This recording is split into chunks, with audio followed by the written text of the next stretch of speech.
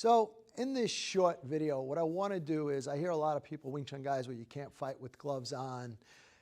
You can fight with gloves on utilizing your Wing Chun, but a lot of mistake a lot of people make who are going to jump into the tournament circuit or jump into full contact. They really haven't trained with gloves all that often, and then they get in the ring and they try to hold their traditional guard. So if you're an amateur, you're going to be utilizing headgear. Or if not, you got your boxing gloves on. So Keith, if you take a traditional guard, not a boxing guard, a Wing Chun guard, if you take your guard up, if your hands are up, this is really going to impede your vision. So it's going to really be hard to pick things up. So when you have gloves on, one of the things we like to do is take our stance and bring it into a shorter guard and drop it down under the chin. So now he can still see what's coming at him. He still has the capability to cover anything in this area, but in traditional Wing Chun, when it comes to hand techniques, we're watching elbows. So you're going to take your guard and you're just going to draw it down a little bit. Now, if you would have headgear on and you can't see, what you need to do is tuck your chin so you'll be able to see off the top of the headgear.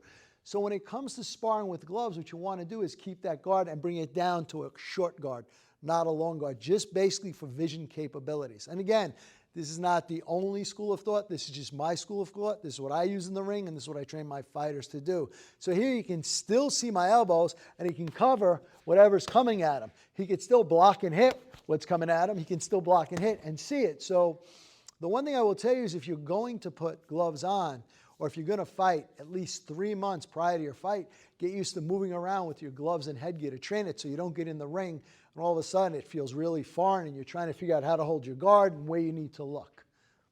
So let's continue, and I believe focus Mitt drills help a lot. So what we're going to do is we're going to use a rear hand pock and stick a 3-piece into it. So we're going to start, as most people, we're going to work in an orthodox boxing rule. So one of the things is, we stand orthodox. What a lot of guys mistake is they just throw the single and not realizing that there's always something coming back. So this is a real simple drill to start, just to get used to countermeasures. So we're going to work from a single to a double to a triple. So I'm going to line up with Keith orthodox. He's going to stick the jab, and straight away I'm going to shoot my jab back. He's going to cover it with the rear hand pock and follow back with a single. He can set it up. He's going to stick the jab. I'm going to shoot this out, and he's going to give me a 2-piece. And then once again, he's going to stick the jab. I'm going to fire it back, and he's going to be 1, 2, and then he's going to follow up with a hook. Let's just play that a little bit. Okay, shoot the jab. Shoot the jab. Shoot the jab. Again, shoot the jab. Shoot the jab. Shoot the jab. Just starting to generate, getting some power to follow through. And just remember, there's always something else coming back at you. Again, one simple drill to tie in with working your gloves and feeling a little pressure.